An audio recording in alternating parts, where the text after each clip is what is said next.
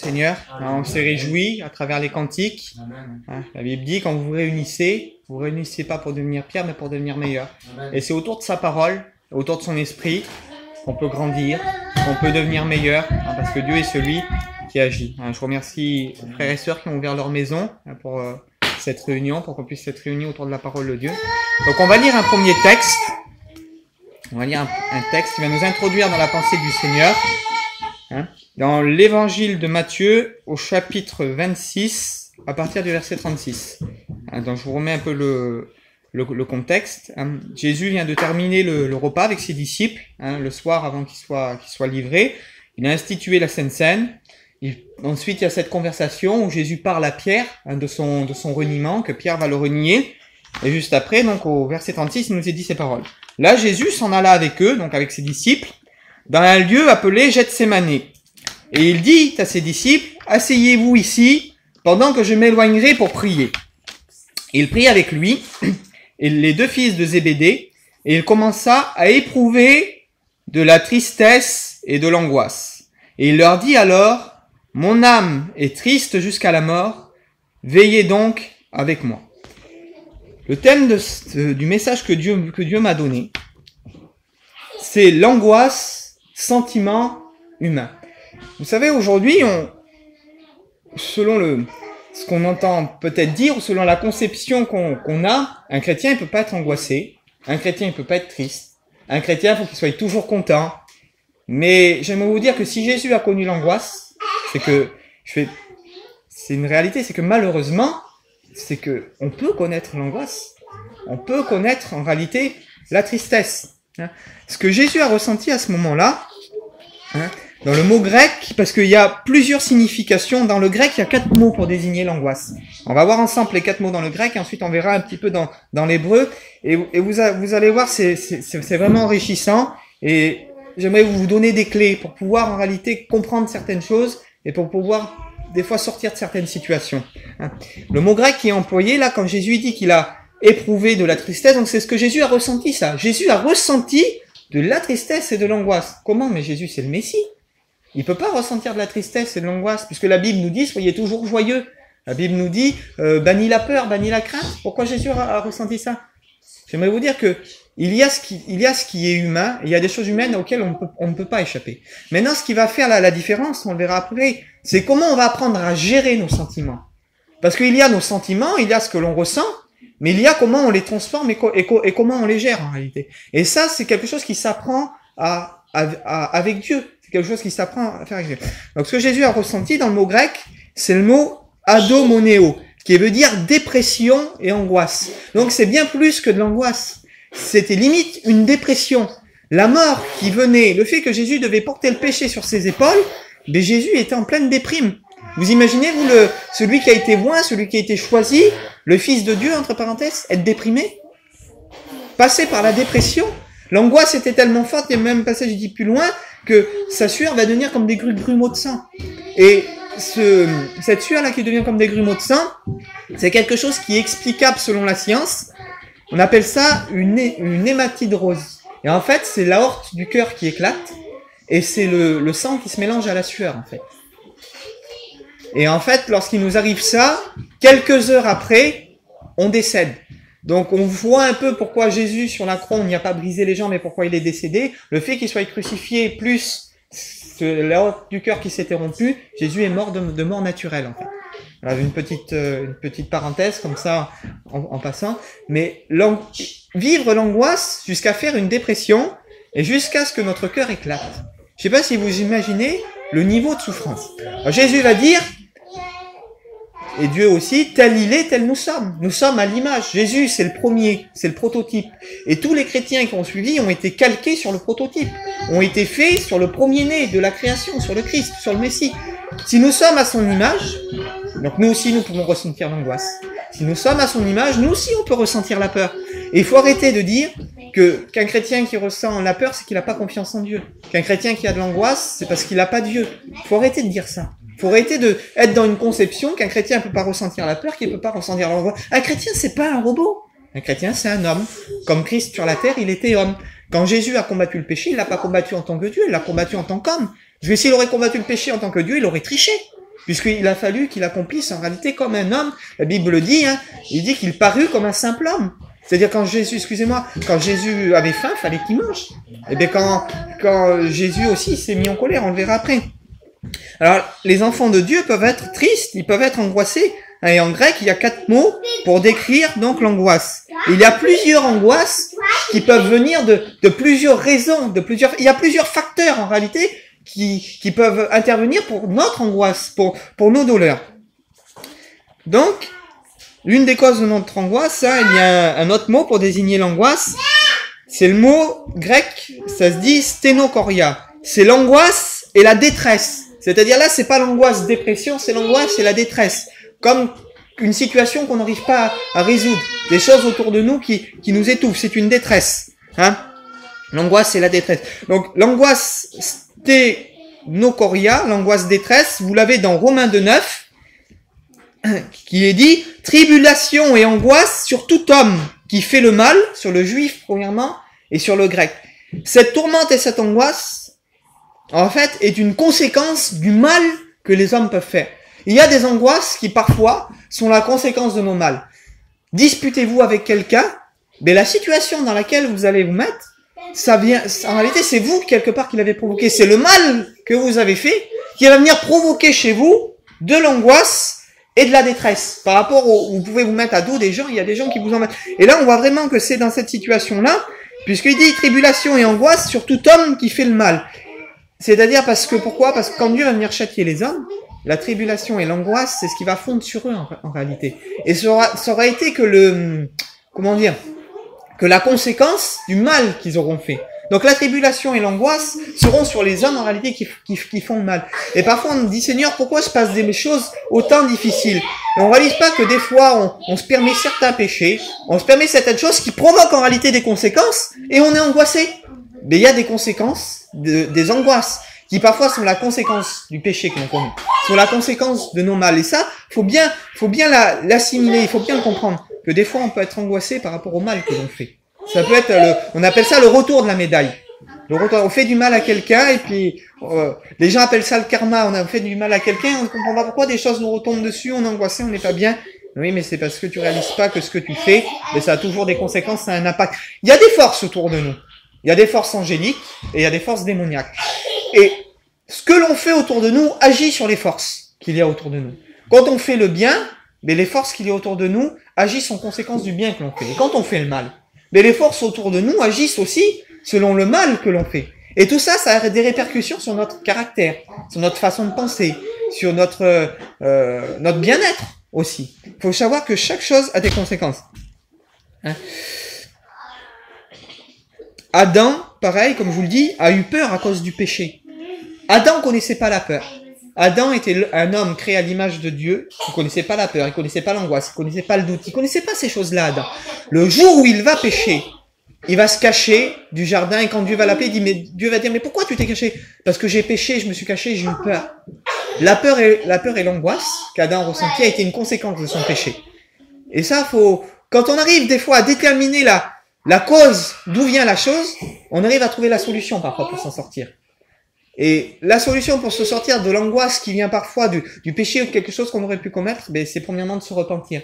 Dire Seigneur, c'est vrai, j'ai fait mal. Et s'il y a eu mal de fait, c'est d'essayer de réparer. C'est pas d'attendre que les choses se règlent et de vivre avec cette angoisse là qui nous ronge. Mais c'est d'essayer de réparer pour que en réalité l'oppression, parce que Dieu peut nous oppresser, on le verra après, il y a des angoisses que Dieu peut être la cause aussi. Dieu peut être la cause. Comment Dieu peut être la cause des angoisses? On va le voir après. Dieu peut être la cause. Et j'entre dans des dimensions là que on n'a pas l'habitude d'entendre, on n'a pas l'habitude d'écouter, mais c'est des choses qui existent. C'est des choses qui sont réelles parce qu'on est des hommes, on vit sur la terre, on est fait de chair. Et de dire qu'on passe pas ces choses-là, de vivre dans une utopie chrétienne, on n'arrive pas à résoudre les problèmes comme ça. Si on parle que de victoire, que de joie, qu'on est bien, un chrétien ne doit pas être triste et tout ça, non. Faut régler le problème à la source aujourd'hui. Il y a des problèmes dans les foyers. Il y a des problèmes dans les familles. Il y a des problèmes dans les cœurs. Il y a des cœurs qui souffrent. Et si on vient pas traiter le problème à la source, si on vient pas mettre le doigt sur la chose, qu'on rentre pas dans ces profondeurs-là, des fois, on peut rester avec des mois et des années à traîner notre problème sans savoir pourquoi, sans savoir comment. Donc, il y a une troisième aussi signification du mot angoisse. C'est le mot sunoche qui veut dire tout simplement angoisse Hein. Et il dit, il y aura de l'angoisse chez les nations qui ne seront qu'offerts au bruit de la mer. Donc ça, c'est une angoisse qui est extérieure. C'est-à-dire, c'est une angoisse par rapport à ce qui se passe autour de nous. C'est pas forcément nous qui la provoque, mais c'est quelque chose qu'il y a en réalité autour de nous. Et ce mot-là, il est employé aussi. L'apôtre Paul dit, je vous écris avec angoisse. Il écrit une lettre donc aux Corinthiens, mais il écrit cette lettre avec angoisse. Pourquoi il écrit cette lettre avec angoisse? Parce qu'il explique, il dit, je voudrais être avec vous, mais les circonstances extérieures ne me permettent pas d'être avec vous. Je voudrais vous voir, et je sais pas comment ça se passe chez vous. Alors cette lettre-là, je l'écris avec angoisse. Donc cette angoisse-là, comme je vous le répète, c'est une angoisse qui est répercutée par rapport aux choses extérieures qu'on contrôle pas, en fait. Il y aura de l'angoisse chez les nations qui ne sauront que faire au bruit de la mer, au bruit, parce que les nations peuvent pas contrôler les éléments. Donc ils sont angoissés parce que c'est des choses sur lesquelles ils peuvent pas agir. Et Paul, par rapport aux circonstances de sa vie, il voulait aller chez ses frères, mais il pouvait pas y aller. Parce qu'il y avait des choses qu'il maîtrisait pas, qu'il contrôlait pas autour de lui. Et comment le grand apôtre Paul, celui qui a écrit les épîtres, celui qui était un sommet spirituel, lui, il vit dans l'angoisse. Mais non, Paul, il peut pas vivre dans l'angoisse. C'est un chrétien, il peut pas. Et si. Paul a vécu dans l'angoisse. Il a vécu dans l'angoisse pour ses frères. Il a vécu dans l'angoisse parce qu'autour de lui, il y a des choses qu'il maîtrisait pas, qu'il comprenait pas, qu'il aurait voulu résoudre, mais qu'il n'y arrivait pas en réalité. Donc vous voyez bien que l'angoisse, on va le voir après, c'est pas quelque chose qui n'est pas normal. C'est quelque chose qui est commun. Il faut arrêter de dire qu'il y a des sentiments qui sont pas normaux, ou qu'il y a des sentiments qui sont diaboliques. Il n'y a pas de sentiments diaboliques, ou de choses qui sont forcément bonnes ou mauvaises. C'est nos réactions face à ces choses qui font que la chose devient bonne ou mauvaise en réalité. Et on va le voir après. Alors la quatrième signification de l'angoisse, c'est l'angoisse, souffrance. Ça se dit adunao. Angoisse, souffrance, être affligé. Et cette angoisse-là, vous la retrouvez dans Luc 2, au verset 48, qui est dit que Marie et Joseph vont chercher Jésus avec angoisse. Vous connaissez l'histoire, c'est quand ils vont monter pour la fête de Pâques, et là ils vont être dans un groupe. Alors pourquoi ils vont chercher Jésus? Là, je vais vous donner l'explication. Parce qu'en fait, à cette époque-là, comme les voyages étaient très longs, on voyageait en groupe. On voyageait, c'était des groupes peut-être de 40, 50 personnes, c'était des grandes caravanes. Et en fait, le plus souvent, les enfants étaient réunis tous ensemble à un endroit, il y avait une nourrice qui les surveillait. Comme ils partaient en groupe, parce que les enfants, ils pouvaient pas faire la route tout le long, tout seuls, c'était long pour eux, c'était des 4-5 jours de marche, donc ils mettaient les enfants ensemble. Et en fait, pourquoi Marie et Joseph veulent aller chercher Jésus au bout de 3 jours? Parce que quand ils ont voulu aller voir si Jésus était avec la nourrice, mais ils ont bien vu que Jésus était plus là. C'est pour ça qu'ils se sont mis à le chercher. Parce qu'à l'époque, il y avait des gens spéciaux qui gardaient les enfants dans ces grands groupes de caravanes. Et les enfants, on les mettait au milieu. Que si, en général, quand il y avait des attaques de convoi, on attaquait soit les gens devant ou soit derrière. On attaquait généralement pas le milieu, parce qu'on attaquait le milieu, les gens pouvaient se faire encercler en fait. Donc ils attaquaient soit devant, soit derrière. On n'attaquait pas le milieu. Le milieu était l'endroit le plus sûr. Donc on mettait les enfants au milieu, surveillés par une nourrice. Et quand Marie et Joseph ont voulu voir où était Jésus, ils ont été voir la nourrice, ils ont vu qu'il n'était pas là, donc ils se sont mis à le chercher avec angoisse. Et vous savez, on peut avoir de l'angoisse, et cette angoisse-là, elle est particulière parce que c'est une angoisse, mais c'est traduit aussi par une souffrance, ou une affliction, quelque chose qui est profond. Et on peut avoir des angoisses par rapport aux choses qu'on a perdues, par rapport au deuil qu'on peut subir, les gens qu'on a perdus, les gens qu'on aime. Luc 1, verset 24, il dit que Lazare me rafraîchisse la langue, car dans ce lieu, je souffre cruellement. On en a parlé tout à l'heure, le mot véri chez Lazare. Et là, quand il est dit « je souffre cruellement », c'est le même mot, c'est le mot adunao, c'est-à-dire « je suis cruellement dans l'angoisse que Lazare vienne me rafraîchir ». Parce que cet homme-là, qu'est-ce qu'il avait perdu? Il avait perdu son salut, en réalité. Il avait perdu la chance de pouvoir accepter Dieu, la chance de pouvoir se repentir. Et là, cette angoisse-là, l'angoisse adunao, c'est une angoisse qui est provoquée lorsqu'il y a des choses qu'on a perdues. Qu'on a perdu quelqu'un qu'on aime, ou qu'on a perdu quelque chose qui avait de la valeur à nos yeux. Hein, c'est une angoisse qui est prédite avec de la souffrance et qui est prédite avec de l'affliction. Dans la langue hébraïque, il y a 13 mots pour désigner l'angoisse, donc c'est encore plus riche. Mais on va pas tous les voir parce qu'on en aurait pour longtemps. J'en ai pris quelques-uns pour vous faire entrer dans la prédication davantage. 13 mots différents dans la langue hébraïque pour désigner l'angoisse. Alors le premier mot que j'ai trouvé, c'est le mot shashala, qui veut dire douleur, épouvante et angoisse. Comme être épouvanté. Cette angoisse-là, c'est une angoisse qui va être provoquée face à un danger, face à une situation qui est trop lourde qu'on peut pas résoudre et face à un danger. Donc vous lirez ça dans Ésaïe 21, verset 3. C'est pourquoi mes reins sont remplis d'angoisse et de douleur, et que les douleurs me saisissent. À cause, il dit, c'est le passage qui dit l'oppresseur opprime, le dévastateur dévaste. Il dit il n'y a pas de moyens. À cause des gens qui opprimaient Israël, ils n'avaient pas de moyens de se défendre. Et donc Isaïe a connu l'angoisse. Le grand prophète Isaïe était dans l'angoisse à cause des guerres que subissait Israël. Hein. L'angoisse est un sentiment humain, comme je vous dis, qui peut avoir plusieurs sources. Dieu lui-même, et lui obéir peut être aussi une source de notre angoisse. Entrer dans l'obéissance avec Dieu, devoir l'obéissance à Dieu, peut être une source d'angoisse. Comment alors? Dieu peut provoquer des angoisses en nous? J'aimerais vous dire que oui. Que d'obéir à Dieu, ça peut nous faire entrer dans l'angoisse. Alors, c'est peut-être bizarre ce que je vous dis qu'est-ce qu'il dit? Parce que pourtant la Bible en parle. La Bible en parle et c'est écrit noir sur blanc. Psaume 71, verset 20. Ô Dieu qui est semblable à toi, tu nous as fait éprouver bien des détresses et bien des malheurs, mais tu nous as redonné la vie. Et dans le mot, la malheur qui est traduit, c'est le mot tsara, mais le mot tsara, il veut pas dire que malheur. On parlait d'étymologie tout à l'heure. Le mot tsara, il veut dire angoisse, détresse, affliction, souffrance et tourment. Alors comment Dieu peut faire éprouver de l'angoisse, de la détresse? Dieu peut faire éprouver de l'affliction, de la souffrance et du tourment. Dieu peut nous faire éprouver ça. On va dire, mais Dieu est bizarre, pourquoi Dieu peut nous faire éprouver ça?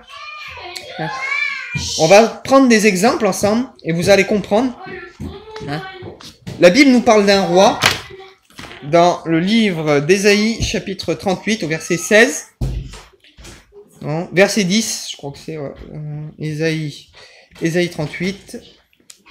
Ouais, à partir du verset 10 jusqu'au verset 14. Je disais, alors c'est le roi Ézéchias qui parle, pour vous remettre dans le bain. Le roi Ézéchias, c'est le roi où on lui a dit, il te reste que tant de jours à vivre et tu vas mourir. Et là, il va se plaindre devant Dieu et Dieu va rajouter des années à sa vie. Vous avez déjà peut-être écouté cette histoire. Donc, il va ensuite dire ces paroles. Une fois que Dieu l'a exaucé, c'est le cantique d'Ézéchias, roi de Juda, sur sa maladie et son rétablissement. Je disais, quand mes jours sont en repos, je dois m'en aller. Aux portes du séjour des morts, je suis privé du reste de mes années. Je disais, je ne verrai plus l'Éternel. L'Éternel sur la terre des vivants.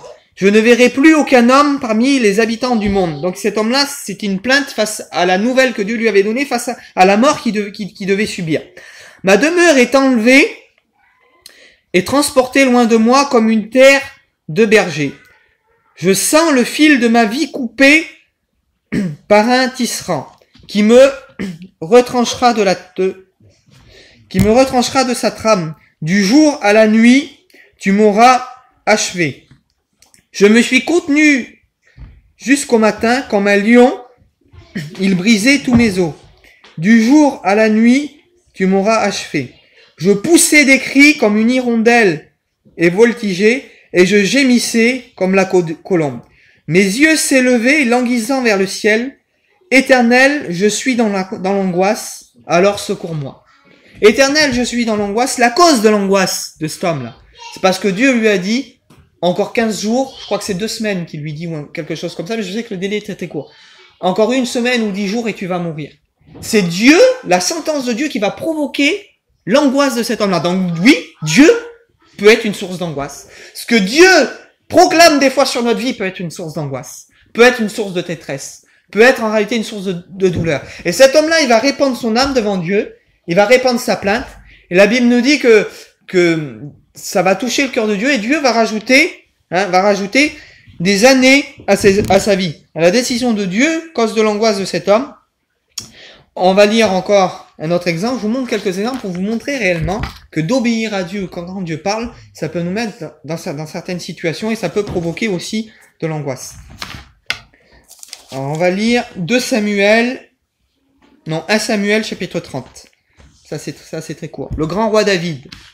Lorsque David arriva le 3e jour à Tsilak avec ses gens, les Amalécites avaient fait une invasion dans le Midi et ils avaient détruit et brûlé Tsilak. Après avoir fait prisonniers les femmes et tous ceux qui s'y trouvaient, les petits et les grands, ils avaient tué personne, mais ils avaient tout brûlé et puis ils s'étaient remis en route. En gros, c'est ce que ça explique.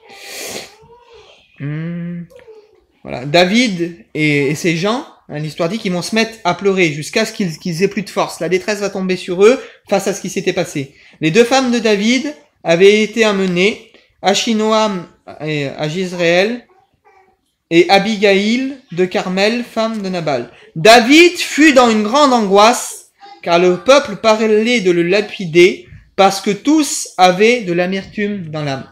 Face à une situation encore qui peut pas être résolue, David va être dans une grande angoisse parce que ses deux femmes ont été enlevées. Toute la ville qui était censée soutenir va être en réalité en train de brûler. Et c'est quelque chose qu'il n'a pas et le peuple complet va commencer à se rebeller contre lui. Donc imaginez l'homme selon le cœur de Dieu, l'homme qui est appelé l'homme selon le cœur de Dieu, qui est dans des sommets spirituels, qui terrasse Goliath. Je peux dire, David, t'as terrassé Goliath quand même. Quand il y avait le géant, là, tu as été avec une fronde. Mais t'as pas eu d'angoisse devant lui. Tu as été avec la force de l'Éternel, tu l'as pris, tu l'as terrassé. Et là, devant le peuple qui est là, on dirait que sa foi qu'elle a en Dieu, elle est en train de vaciller. Que sa foi qu'elle a en Dieu, l'angoisse lui tombe dessus par rapport à des situations. Alors, je veux pas être trop long ou me répéter, mais j'essaie de vous faire comprendre, et c'est important, que vous êtes des hommes. Et si des hommes de Dieu comme ça ont été capables de connaître l'angoisse, vous aussi, vous avez le droit de connaître l'angoisse. Vous aussi, vous avez le droit de souffrir. Nous aussi, on a le droit de souffrir. On a le droit de pleurer. On a le droit de connaître l'angoisse. Et il faut arrêter aujourd'hui, avec toutes ces prédications, où on dit qu'un chrétien, il doit pas être malheureux. Qu'un chrétien, il a pas le droit de pleurer. Qu'un chrétien, il a pas le droit de vivre son deuil tranquillement comme il a envie de le vivre. Moi, je connais des personnes, ah, mais toi, t'es une femme de pasteur, arrête d'être malheureuse, c'est vrai, t'as perdu un enfant, des choses vraies. Mais tu dois pas être malheureuse, Dieu doit te rétablir, Dieu est plus grand que ça. Il faut arrêter à un moment. Faut arrêter à un moment. À un moment, quand on vit des blessures et quand on vit des douleurs, on est des hommes et on est sur la terre. Et si Dieu était capable de dire, si des hommes ont vécu l'angoisse, c'est que c'est une réalité. La peur est une réalité. L'angoisse est une réalité. Et comme je le disais tout à l'heure, c'est pas des sentiments, ah non, il a angoissé, son angoisse l'a poussé au suicide, ah l'angoisse c'est diabolique. Non, c'est pas l'angoisse qui est diabolique. C'est comment la personne a réagi à l'angoisse. L'angoisse ou la peur ne sont pas forcément... Il n'y a pas de sentiments bénis ou des sentiments diaboliques. Il y a notre réaction face à ces sentiments. Et c'est ce qui va faire, en réalité, c'est notre réaction face à ces sentiments qui va faire que c'est bien ou que c'est mal. C'est comment on va gérer notre angoisse, en réalité. Comment on va gérer nos peurs. Comment on va gérer notre colère. Il y avait un autre passage, et je vais juste vous le lire, je vais pas aller le chercher. Jacob 32, verset 7, il dit que Jacob fut saisi d'angoisse quand il doit revoir Isaü, il avait peur que son frère le tue, il fut saisi d'angoisse. Jacob, le grand Jacob, qui a reçu les promesses de Dieu. Donc pour en revenir, je vais bien reprendre ça, bien vous expliquer, on va entrer dans une deuxième partie du message. Que dire encore? Abraham pour Isaac. Vous croyez pas que quand Dieu va dire à Abraham, offre-moi Isaac, offre-moi ton fils, ton unique, il va pas tomber dans l'angoisse, cet homme-là? Obéir à Dieu peut aussi nous faire entrer... je pense pas qu'il a donné son fils avec un sourire, hein. En disant, Seigneur, regarde, tu me demandes quand même de mettre mon fils là sur la pierre, sur l'autel, et tu me demandes de l'égorger.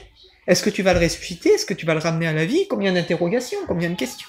La foi qu'il avait en Dieu a été plus grande que son angoisse. Mais vous pouvez pas me dire qu'il a donné son fils en chantant, en souriant. C'est pas possible. C'est pas possible. Certainement, l'angoisse était dans son cœur. Et des fois, notre angoisse peut être la cause de choses mal aussi qui peuvent se produire. On va parler d'Isaac encore par rapport à Sarah. Dieu dit à Sarah, je vais te donner un fils, tu auras un fils. La promesse tarde. Sarah a dit à Abraham, mais va chez ma servante et qu'elle enfante sur mes genoux. Mais vous croyez pas que c'est parce que Sarah était angoissée, qu'elle doutait de la promesse de Dieu qu'il s'est passé ça? Si Sarah n'aurait pas été tracassée, mais comment tu m'as promis, et ça arrive pas, et l'angoisse est ci et ça, Sarah s'est posé plein de questions. Si elle aurait pas été angoissée, si elle n'aurait pas posé toutes ces questions, eh bien certainement qu'elle aurait eu confiance en Dieu et ça se serait pas passé. C'est pas forcément l'angoisse qui a été négative ou les questions qu'elle s'est posées, mais c'est comment elle a réagi face à ça. Et le fait qu'elle réagisse mal et que son angoisse et ses questions ont été plus grands que la promesse que Dieu lui avait faite, c'est là où est intervenu le problème. C'est là où le problème est entré en réalité. Lorsque Dieu nous parle, lorsque Dieu nous montre quelque chose et lorsque notre angoisse devient plus grand que ce que Dieu nous a dit, lorsque notre peur devient plus grand que ce que Dieu nous a dit, ou devient plus grand que ce qui est écrit dans sa parole, lorsque nos sentiments, qui soient peut-être des sentiments peut-être négatifs, deviennent plus grands que ce qui est écrit et voilent quelque part les promesses et les choses que Dieu veut nous donner, c'est là que ça devient problématique. Et c'est pour ça que je vous dis que le problème, c'est pas d'avoir des angoisses. Le problème, c'est pas d'avoir la peur.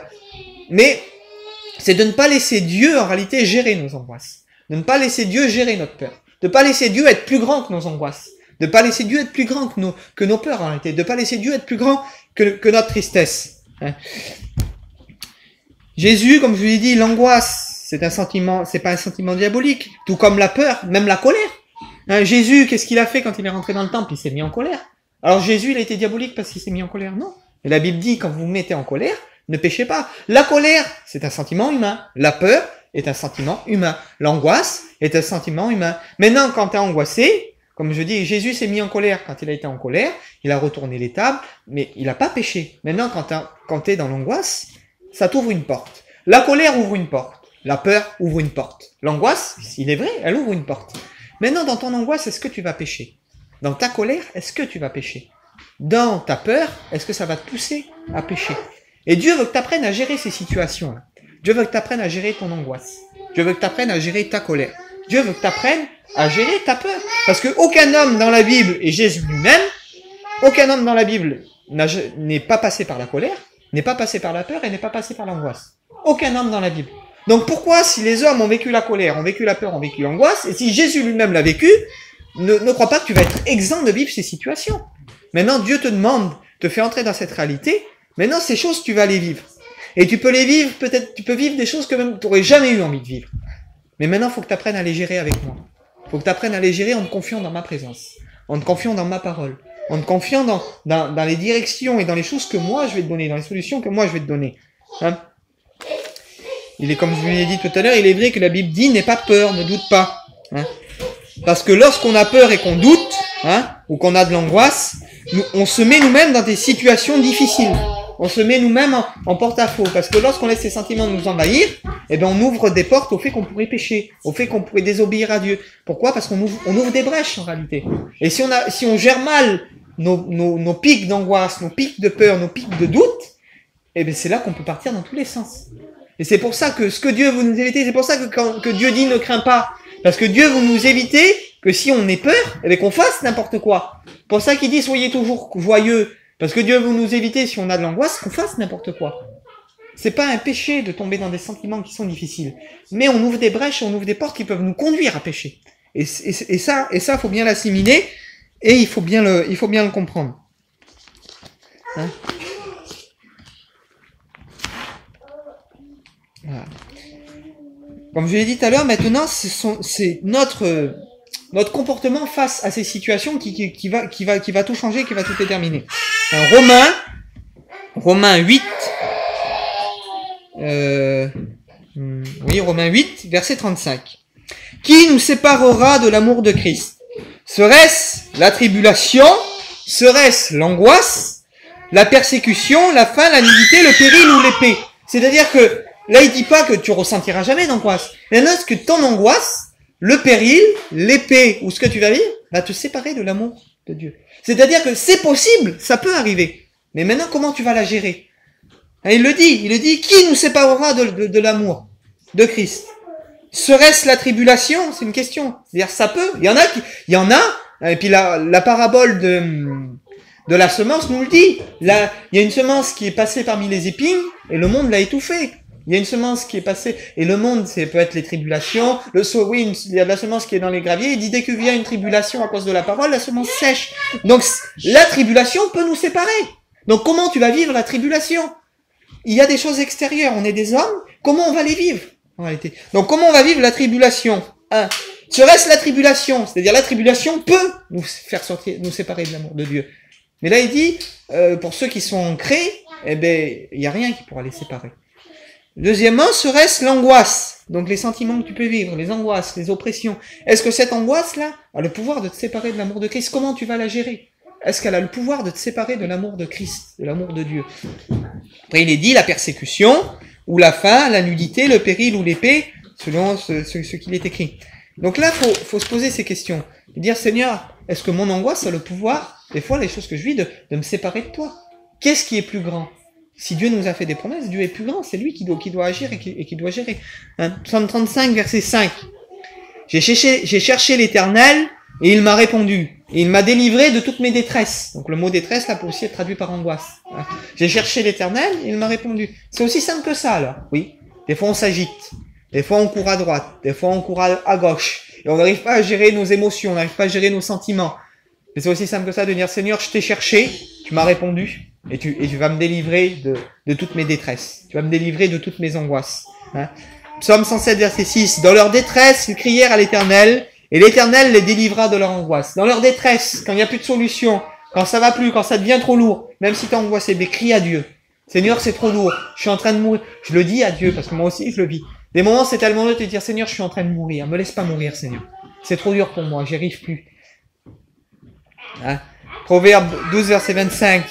Et puis là, ça englobe un peu l'inquiétude dans le cœur de l'homme là-bas. Et le mot là qui est traduit par inquiétude, c'est pour ça que Dieu est grand, que sa parole elle est puissante. C'est le mot déagan qui veut dire angoisse, inquiétude et tourment. On peut traduire le texte on peut le traduire comme ça. L'angoisse dans le cœur de l'homme là-bas. Le tourment dans le cœur de l'homme là-bas. Qui est par les inquiétudes. Et comme je vous dis là-bas, des fois ça m'arrive à moi aussi on se sent mourir. Seigneur, j'y arrive plus. Seigneur, je vais mourir. Regarde, cette situation-là s'améliore pas. Parce qu'on attend, mais nous on manque de patience. Parce qu'on est que des hommes. La situation, on voudrait qu'elle s'arrange. La situation autour de nous, pour nos enfants, pour notre femme, autour de nous, ce qui se passe. Des fois, on voudrait que ça s'arrange. Et notre inquiétude, elle est là. Est-ce que je vais y arriver? Est-ce que je vais m'en sortir? Et cette inquiétude-là, elle nous abat. Elle nous brise. Elle nous tue. Elle nous étouffe. Qu'est-ce qu'il dit? L'inquiétude dans le corps de l'homme là-bas. Mais une bonne parole. Une bonne parole. Sa parole à lui. La Bible, la parole de Dieu. Ou quand Dieu vient, là, dans une doux et léger, quand le Saint-Esprit vient et qu'il s'adresse à notre cœur et qu'il nous remplit. Une bonne parole le relève. L'encourage. Il lui donne le courage d'aller plus loin. Il lui donne le courage de vivre plus loin. Et d'aller plus loin jusqu'à ce que la promesse de Dieu, jusqu'à ce qu'elle s'accomplisse. Quand Dieu parle, il bannit nos angoisses. Quand Dieu parle, il bannit nos peurs. Il bannit nos doutes. Il dit, qui par ses inquiétudes, vous connaissez le passage, peut ajouter une coudée à sa vie. Ces inquiétudes-là, elles sont... Il faut arriver à gérer ces sentiments et les combattre. Parce que nos inquiétudes ne peuvent pas changer. Nos inquiétudes ne peuvent pas transformer nos situations. Il n'y a que la foi et la confiance en Dieu qui peuvent changer nos situations. Conclusion, et le message est terminé. Nos angoisses, nos peurs, nos colères ne changent pas nos situations, mais sont des sentiments humains. Apprenons à les maîtriser par le Saint-Esprit afin de pouvoir grandir. C'était les quelques notes que j'avais, vous donner quelques clés pour entrer dans cette dimension de dire que les sentiments qu'on peut vivre, que ce soit la colère, l'angoisse, il y a certains sentiments qui sont humains. Et on y est tous confrontés. On y est tous confrontés. Maintenant, faut pas dire parce que t'es souvent angoissé, ou souvent ça va pas, que Dieu est pas avec toi, ou que t'es une mauvaise chrétienne, ou que t'es un mauvais chrétien, ou que t'as pas reçu Dieu. Ces choses-là sont des choses qui arrivent. La perte d'un proche, c'est difficile. Les persécutions que les gens nous font, c'est difficile. Tout ce que l'on peut vivre peut provoquer en nous des sentiments, des aigreurs, des choses difficiles. Mais maintenant, c'est humain. C'est humain et c'est normal. C'est humain et c'est normal. Jésus lui-même a subi de l'angoisse. Jésus lui-même a été angoissé. Et face à ces choses-là, on ne doit pas se voir... vous savez, ça à cause de toutes les choses qui se disent, la réussite, la prospérité, etc. On ne doit jamais être malheureux. On doit toujours... Voilà. Bien sûr que c'est mieux de vivre heureux. C'est mieux d'essayer de s'en sortir, de vivre avec la joie du Saint-Esprit. Malheureusement, ces situations-là, on peut pas y échapper. À un moment ou à un autre. Moi, je vous le dis, je passe des fois 10 jours bien, 15 jours bien. Et puis, je passe un jour où je suis pas bien, où je suis abattu, où il faut que je combatte. Et ces sentiments-là, je vous le dis, parfois, ces sentiments-là me poussent, je dis, bébé, arrête tout, laisse tout tomber. Puis, de toute façon, dans ta vie, ça va plus. Et puis, il y a ça, et puis, il y a ça. Et puis, arrête le ministère, et puis, arrête ça, et puis... Mais ça, c'est la vie, c'est des sentiments humains. Et l'ennemi, dans ces moments-là, il attend ces moments-là, l'ennemi. Les moments où on se relâche un peu, les moments où cette angoisse, elle vient là, pour nous tenter. Et comme je vous dis, quand on entre dans ces situations, c'est nos réactions qui vont faire qu'on s'en sorte et qu'on reste avec Dieu. Voilà. Bon, on va prier le Seigneur simplement.